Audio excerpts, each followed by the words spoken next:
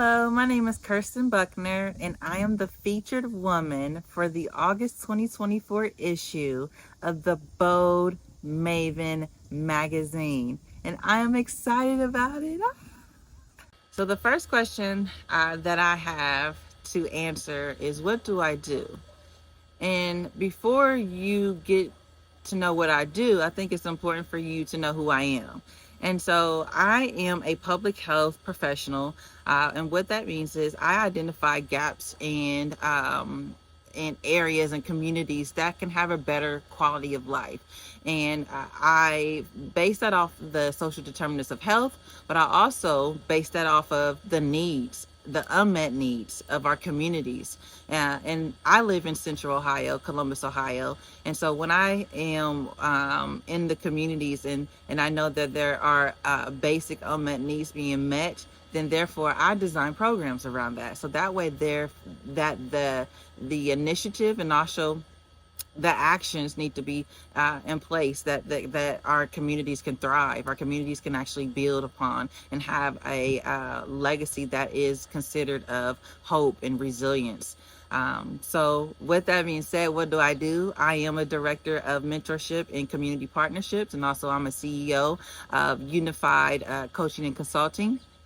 And I have designed a program that connects our young people ages 6 to 18 with the first responder, specifically law enforcement and firefighters, EMS and paramedics, with our young people. And they are in, as far as first responders are in plain clothes, and so they are not carrying their weapons or their guns. They're not carrying their axes, or they're not bringing ladders. And as far as when they approach our young people, but they're in plain clothes and they go to simply they are simply mentors to our young person.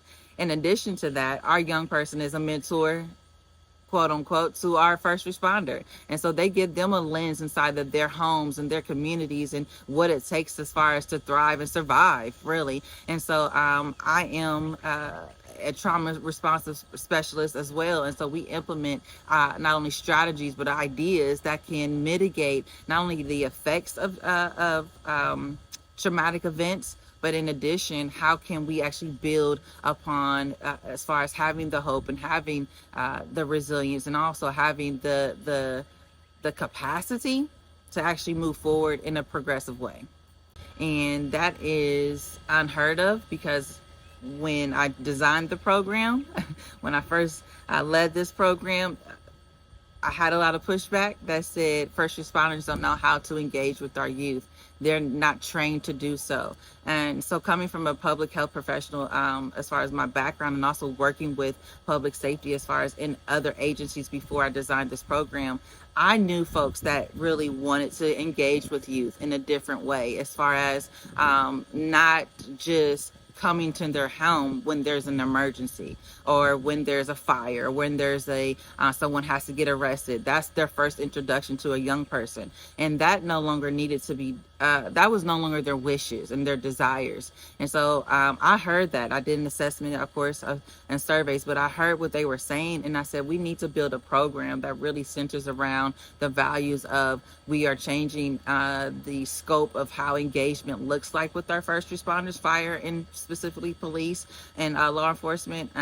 In addition, how our young people want to say the words of, I want to be a firefighter, I want to be a police officer within them home and with them themselves, and that can actually be free to do so, and actually learn from each other. So this initiative, again, first responder led mentorship program, has gained the traction as far as changing the scope and the lens of how first responders can engage with our youth, and how youth can engage with first responders, but also how we are introducing each other differently. And so I am very, very proud of that, and I'm actually very thankful that my Lord and Savior dropped that idea into me, so that way I can birth it. And now it's in this third year, will be soon fourth year, and it is thriving. So what do I consider to be some of my biggest accomplishments thus far? Wow. So this year has been a whirlwind. And the last 6 months, I have gained the traction of not only local and state media, but I've also won a prestigious award within the Columbus region called the 40 Under 40 Award, presented by the Columbus Business Journal. And this award is gives me chills as I say it out loud, but this award is prestigious in the matter of fact that it is recognized by the Columbus region as being a person of change in their communities, change in their in the ways that they are implementing as far as new ways of doing things, and then also a professional that is thriving in over 200 and no, actually more than that, over 300 submissions go out every year as far as are submitted. 300 submissions are submitted to the Columbus Business Journal, and only 40 are selected, and I was one of those. In addition to that, there was only 6 Black people, and so I'm one of those. So this is not only huge within my family, within this community, but it is huge for myself, to be considered, to be thought of, recognized for all of the hard work. It didn't come overnight, but for all of the hard work that I have done within my community, because I love my community very much. I love the people that I am connected to, and they see the progress. That couldn't be any sweeter, and maybe it can be, because God is amazing, right? But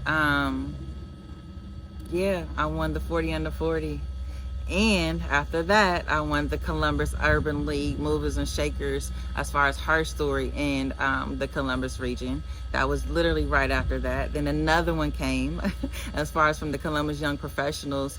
I was one of the 22 folks who won the Next Up Columbus Award within the Columbus, Ohio region as well. So again, within the last 6 months, I have won close to 4 awards, and it has been a tremendous, just not only accomplishment, but just gratefulness. I'm so grateful. I'm so thankful. I'm so honored, and sky is not the limit. There's no limits. Nothing's impossible with God, right? And so therefore, at least for me, that's how I believe. And it's been evident, and I owe it all to Him, to God. But in addition, I did the work, right? Faith without works is dead. And my community saw that. They see that. They continue to see that. And I'm thankful. So yeah, 4 awards within the last 6 months. So how has my experience been as a Black woman in my industry? Wow. My experience has been up and down. Meaning the up is I am the Black woman in the room. So yeah, I'm here, and therefore you're going to see me, and I'm going to make sure that you understand and walk away confidently that this woman knows her stuff, as far as a professional, but also as a leader in the community. So that is the uniqueness, but also the down part is that I am the only one, right? And so you do work a lot harder in the rooms of public safety as a Black woman. There's not a lot of Black women. There may be some Black men as far as in the civil service areas, and that is unheard of as far as a Black woman that is not a law enforcement or firefighter or any kind of sort of civil service, but has access to the governor's office, has access to the city of Columbus, Franklin County, has access to community homes and other resources. And so what that means to me to be in this industry is that they needed me. And I'm going to say it like I say it. They needed me. They needed to hear the voice as far as coming from who I am. But not only do I sit at the table now, I have the voice at the table, and I move the table. So therefore, it is important for me to be at the table. And I do not take that lightly. I really in addition to all the things I do in the community and at my job, I make sure that I stay on top of research, and also community events, and also panels that I am presented on, and other panels that I need to be at as far as folks that are presenting. I really am a person that wants to learn and that wants to improve and that wants to be a representation of the young girls of the Black community when I show up into the rooms that are predominantly white males, predominantly white males and white females, right? And so to be in this industry is my lane. I know my purpose, and the assignment that I am on for right now is getting done. And so I'm actually excited about the next. But I know the steps that I've taken have opened the doors for other Black women to go into the civil service areas and be a boss. Be that girl, okay? So I have the question, are there any people that I would like to shout out? Of course, my sister Elizabeth Trotman, who is also a pioneer in the Charlotte region.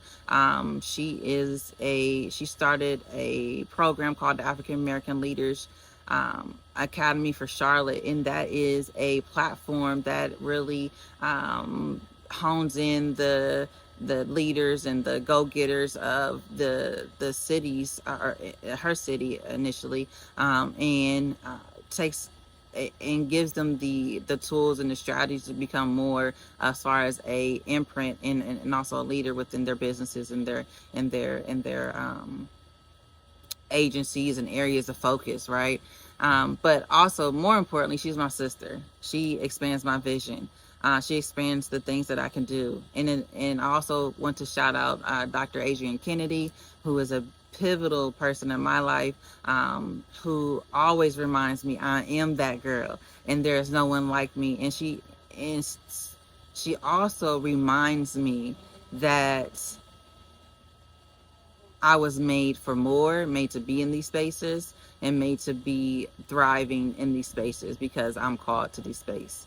Also my best friend Tiffany Jackson, who reminds me of what God says about me, who makes me laugh, right? And on days, but in addition, who is a support and a person that I could not do life without.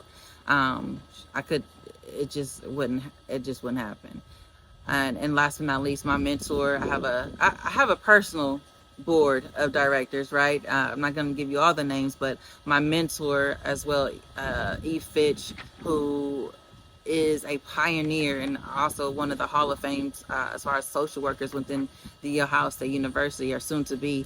But she is really a person that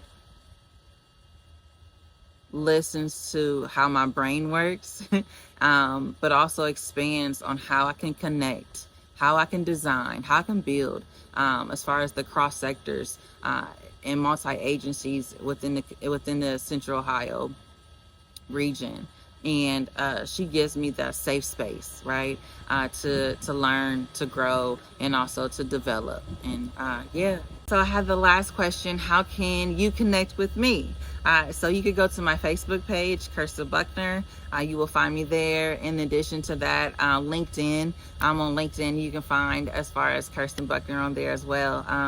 So that is how you can connect to me in those areas. So I'm excited about it all. The Bold Maven magazine is amazing, and I am thankful for this opportunity, and I am thankful for this feature.